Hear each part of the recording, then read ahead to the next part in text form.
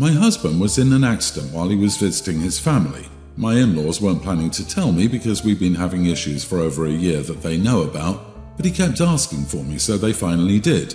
He'd already been discharged from the hospital by the time I got there, so he was recovering at their family home. I went there as soon as my flight landed, but my brother-in-law refused to let me in the house to see him. He told me to wait outside until my husband woke up, and if he still wanted to see me, he would let me in. He was also implying the accident was my fault. I was tired and irritated, so I told him that if my husband died, I would inherit the family home he was preventing me from entering, and then I'd keep him outside. He took it to mean I was disappointed my husband hadn't died, which couldn't be further from the truth. I eventually left and got a hotel because he got so angry that he was scaring me, and continuing to argue with him would have been pointless. He told everybody what I said, so when I next went to see my husband, things were awkward between his family and me. No matter how many times I've tried to explain, I never meant it the way my brother-in-law took it. It hasn't made a difference. The only person who didn't take my brother-in-law at his word is my husband, who's been making a joke out of it. Am I the idiot? Not the idiot.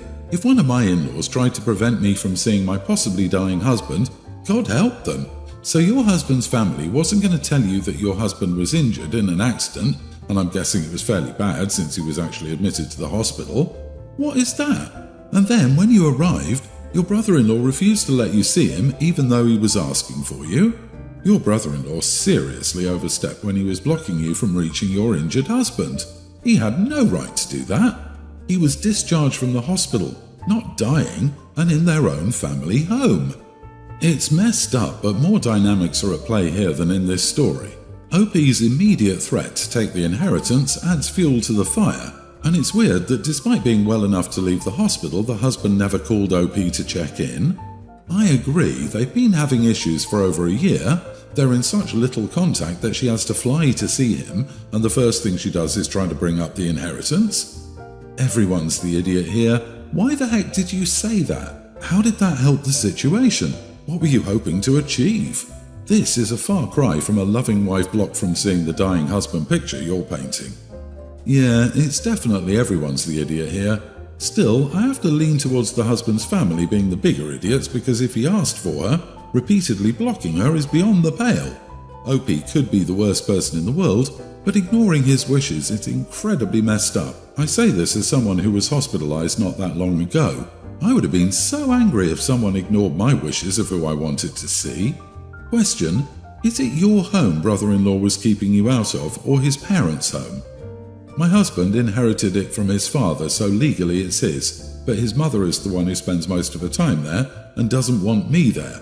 I never cheated on him or anything like that. His family mostly dislikes me because they're upset I wouldn't agree to move to their country after my father-in-law died because I stopped making an effort with them when things got bad between us, so their image of me isn't great anymore.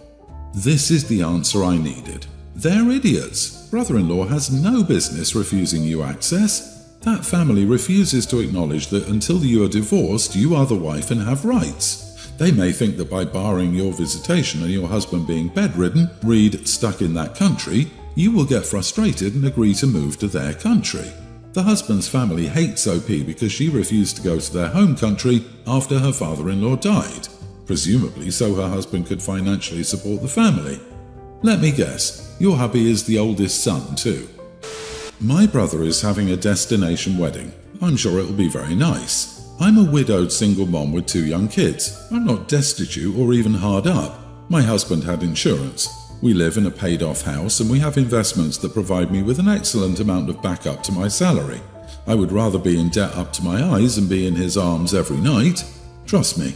The wedding will cost about $2,200 for a week. It's a very good resort. I RSVP'd no. Maybe if it was in the summer I would consider it a vacation, but I'd need to take time off school.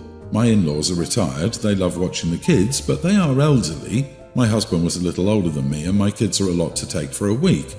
Taking the kids out of school and bringing them to the wedding will cost $5,500, since we will be sharing a room. That would put a massive dent in our budget. I know that my parents are still working to save for retirement, so this will be expensive for them. My brother called me right away to ask why I wasn't coming. I said I really wanted to come, but I just couldn't justify it. He said that I had lots of money in the bank. That's not really any of his business. And if, God forbid, something happens to me, my kids are going to need that money. I'm not going to blow a chunk of it on a wedding. He's upset that I won't be coming. He kept pushing until I finally admitted that I didn't think it was the best use of my money. Then I said something I shouldn't have. I said if he really wanted me there, then he could pay for the trip. He hung up and hasn't called back. My parents did call me though, and they said that I didn't need to hoard all my money. I'm torn. Am I being an idiot by not splurging a little and going to my brother's wedding? Am I an idiot for basically telling me he has to pay me to go? I can see his point of view, but I have a lot of other things I need to consider. I thought maybe an outside perspective would tell me if I was a witch. Edit. Before everyone jumps on my brother, he came to my destination wedding, but it wasn't as expensive and he stayed in the same room as my parents. And my husband paid for everyone in our family that we invited. Not the idiot. An invite is not a summons to appear. If you have a destination wedding, you must realize people won't come. Also, you're not hoarding your money. You are making smart decisions based on the best thing to do for your children. Tell anyone who says that to go back in their box. It's your money, not theirs. I've always assumed that anyone who hosts a destination wedding secretly wants to have their guest list be as short as possible. What better way to get people to say no than to plan a wedding that's expensive, time-consuming, and disruptive to their regular schedule? If OP's brother really wanted her, and as many other guests to attend, then they shouldn't have opted for a destination wedding, or he should have extended the same courtesy that OP's husband did for him and covered the cost of travel. Send a nice gift, fawn over the pictures, and let him get over it. I'm sorry, but anyone who holds a destination wedding during the school term a 12-hour flight away from their widowed single parent of 2 siblings shouldn't be getting hurt about their not attending. It's not just the cost, but the practicalities around school, childcare, taking time off work, and so on. Pulling your kids out of school for a wedding would be an idiot move, especially late in the term, and the same goes for spending money that ought to be your household emergency fund or your children's college money. You aren't obligated to spend that on someone else's wedding, and anyone who would push that is an idiot. I, 29 male, am a super social guy at work. We used to have a really cold, unwelcoming office, and my team, 4 of us all together, was brought on to improve morale, so I'm not saying that to brag. It's literally part of my job description. Organising events, fielding complaints and relationship dynamics, just generally making sure everyone is comfortable and happy. I'd like to say I'm pretty darn well liked and haven't seen any evidence to the contrary yet, and this has spilled over into my life in general, and I'm one of those always smiling types overall. I said this because my colleagues recently asked if I have a problem with our newest starter, 31 female. She works in sales and is a little quiet, most likely because she's new, but ostensibly nice from what I hear. I've not got anything against her personally per se, but she's allegedly mentioned to my team, but not me, that she doesn't get invited to outside of work events, non-official functions, parties, dinners, etc. She's looped into all official events or invited out to lunch at all and spends a lot of time alone in and around the office. I admit to giving her a wide berth, but that's just because during her first week before we'd been introduced, I was getting onto the elevator and noticed someone had dropped a keycard in the lobby. I recognised her face and approached her at her desk. When I got to our floor, she looked apprehensive about me approaching, so I slapped on a smile and went to speak.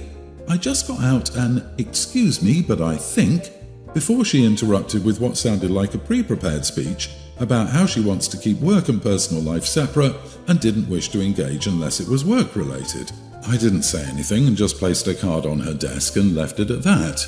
She approached me at lunch that day to apologise and said she thought I was asking her out, but did so in front of a crowd of people to whom I then had to explain myself. Overall, she made me uncomfortable and feel guilty for being friendly, so I followed her rules and only sent her emails in group threads. But seeing as I'm a social hub in and outside of work, this had apparently had a knock-on effect of others distancing themselves too.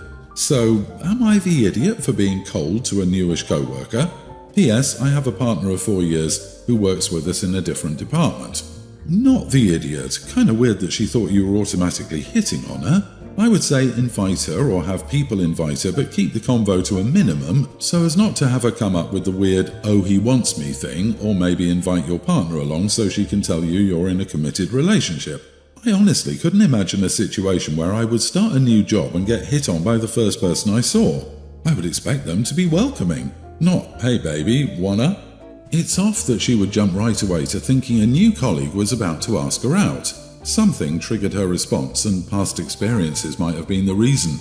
Also, she apologized in front of other people, potential witnesses, underscores that she might have experienced some unwanted advances in a past job. I'm glad she had the decency to apologize, but I don't know how this woman expects OP to feel comfortable being around her or interacting with her on any level after she blew up like that in their first meeting. I wouldn't want anything to do with her either. Yeah, she said she was there for work and not to entertain social whims. She made it weird, and she's getting what she asked for. If she hadn't made her clumsy apology so awkward in public, you wouldn't have been grilled to relay every detail of that initial interaction, and the team wouldn't have ever known she expressed this sentiment. It's on her to fix, and frankly, whining to others about it isn't such a hot look either. I, 25 female, am about to get married to my fiancé, 28 male, and we already got the wedding list down. However, my sister, 25, my twin, just rejected my invitation because she doesn't believe she can be at my wedding without her trauma being triggered. Her husband died 6 years ago, just 10 days after they got married, and now my sister thinks attending another wedding would trigger all of these memories and it would be too much for her, even though she knew her husband would die soon after their wedding because he had late-stage cancer, and that was the only reason they even got married. It was 6 years ago, so by all means, she shouldn't be so traumatized that she'd avoid all weddings, including mine. Honestly, I feel like this trauma thing is just an excuse not to come because we've always had a rocky relationship. But come on now, it's my wedding. She should put that aside and support me during my biggest day. Also, her friend called me to complain about how our family is harassing my sister to come to my wedding, and that sent her into depression and even made her skip work. I admit I did get my family to try to convince my sister to attend my wedding, but nobody's been harassing anyone, and I feel like she's once again playing the depression card so she can get away with her unfair treatment of me. But now even my fiancé is on her side and wants to leave her alone because it's not worth it to bully anyone to come to our wedding. Am I the idiot? You are the idiot. Do you actually want your sister to celebrate with you at your wedding, or are you just looking for an excuse to be awful to her? Really, she's playing the depression card? Her husband died 10 days after her wedding. I get that it happened a few years ago, but she's still allowed to grieve about it. Why do you want her at your wedding? You said yourself that your relationship is rocky and you seem to have a very low opinion of her. So why are you insisting? OP wants to rub her happy wedding in her sister's face because her sister made the bad choice of marrying a sick man about to die. Geez, OP, if your partner dies tomorrow, I hope your sister insists you accompany her on Valentine's Day, on his birthday, on every special date, for fun, and the day he died each year, so you can be there to have fun with her. Be a caring human. Pretend you're capable of empathy for real. For everyone else, it was 6 years ago, but I'm sure for her it still feels like yesterday. Come on, OP, don't you know depression and trauma aren't real? I mean, it's not like they got married to be together forever, right? Like it wasn't a real marriage because he was going to die anyway. Sarcasm, in case that wasn't clear. OP, you are the idiot, and you're the selfish one here. Let her come or not on her own terms, and stop being a brat.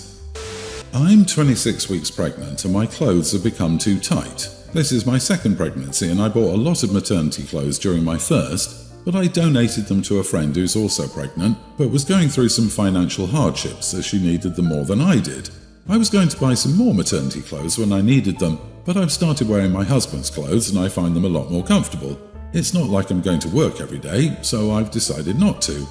My husband mostly doesn't complain about me stealing his clothes all of the time, and I've had dinner with his family twice wearing his clothes. They've never said anything to me directly, but my sister-in-law told my husband to ask me to wear something more suitable the next time as her parents would be there. I saw her text and they really upset me, so I'm refusing to buy maternity clothes just for their stupid dinners. My husband offered to go buy some for me and has even tried dangling the idea of us going somewhere nice for a date soon to try to convince me I need them, but I haven't budged. I did text my sister-in-law to let her know I didn't appreciate it, but that only opened the door for her to try to convince me and argue with me over my needing maternity clothes. Am I the idiot? Not the idiot. It didn't seem to bother your husband until his nosy sister stuck her nose in your business. Tell her she can decide what to wear the next time she has a baby. Otherwise, leave you alone. What a stupid thing for her to worry about. She's not paying your bills. I disagree. Everyone's the idiot here. Your husband is at least somewhat uncomfortable, seeing as he's brought you up needing your clothes and is trying to convince you to buy some new outfits. But he shouldn't have let your sister-in-law get involved and should have handled it directly between you and him. Sister-in-law sucks for being a weirdo and getting so overly involved. You suck for being so stubborn and refusing to buy your own clothes. They're his clothes. Regardless of how comfortable they are, they're not yours. Go buy yourself some new clothes and leave his alone. Yeah, take the hint from your husband. He probably wants you out of his closet. If you wear your husband's basketball shorts to a reasonably okay restaurant where other people are wearing a nice sweater or blouse, I would say you were pushing it. Something tells me you were not wearing his interview suit. If I were you, I would have one pair of presentable jeans, a sweater or blouse, and one cute dress that could either be worn day or night. It doesn't have to be a huge wardrobe. You can't get through 9 months on basketball shorts and football sweaters. Yes, wearing your husband's clothes around the house sounds lovely and comfortable, but going out to dinner in a baggy t-shirt and sweats is inappropriate and disrespectful to the hosts or other guests. Maybe OP is too tired to bother with shopping, but one shopping trip or some online shopping wouldn't hurt, and the clothes can be gifted forward later like last time. OP, being pregnant isn't a get-out-of-jail-free card for pettiness.